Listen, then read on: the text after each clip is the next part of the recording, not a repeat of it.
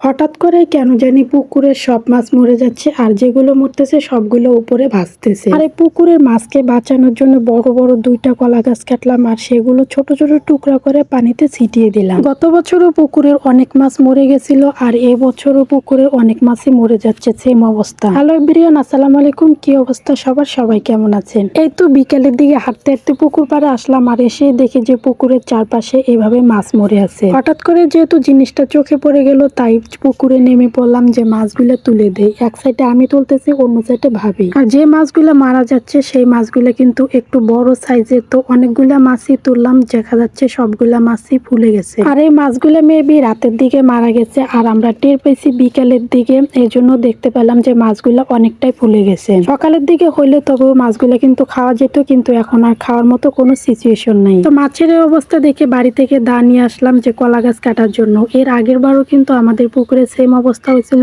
অনেক মাছ মরে গেছিল। আর পুকুরে অতিরিক্ত গ্যাস হওয়ার কারণে মূলত এরকম হয়। এর আগের বারও অনেক মাছ মারা গেছিল, তখন আমরা এতটা বুঝতে পারিনি, তবে শেষের দিকে আমরা অনেকগুলো কলা গাছ কেটে দেওয়ার পরে মাছগুলো অনেকটাই রেহাই পাইছিল। এবার যেহেতু আমরা একটু আগেই টের পেয়ে গেছি, একদিন দুই দিনে অনেকগুলা মাছ মারা গেছে, তো আজকে আমরা কলা গাছ কেটে পুকুরে দিয়ে দিব। আর এই কলা গাছ কাটার দায়িত্বটা কেন জানি আমার কাঁধেই পড়ে। এর আগের বারও আমার কাঁধেই পড়ছিল, আমি কলা গাছ কেটে দিছিলাম, তো সেম অবস্থায় এবারও আমার কাঁধেই পড়লো। তো আমি বড় বড় দুইটা কলা গাছ কাটলাম আর আমাদের পুকুরের পাড়ে কিন্তু অনেক কলা গাছ আছে, এই জন্য কিন্তু কাটতে এতটা কষ্ট লাগেনি আর খুব সহজেই কাটা গেছে। কলা গাছ তো কাটা শেষ, এখন এগুলো ছোট ছোট টুকরা করতে হবে আর সেই টুকরাগুলো পুকুরে দিতে হবে, তাহলে কিন্তু মাছ মরাটা অনেকটা কমে যাবে। প্রতিবারের তুলনায় এবছর পুকুরে অনেক মাছ ছাড়া হয়েছে আর এই মাছগুলো যদি মরে যায় তাহলে তো অনেকটাই প্রবলেম হয়ে যাবে, আমাদের অনেকটাই লস হয়ে যাবে। তাই আগে ভাগে আমাদের প্রস্তুতি নিতে হবে, এই জন্যই কিন্তু কলা গাছ কাটতেছি। হঠাৎ করে কেন জানি পুকুরে এই সমস্যাটা হয়েছে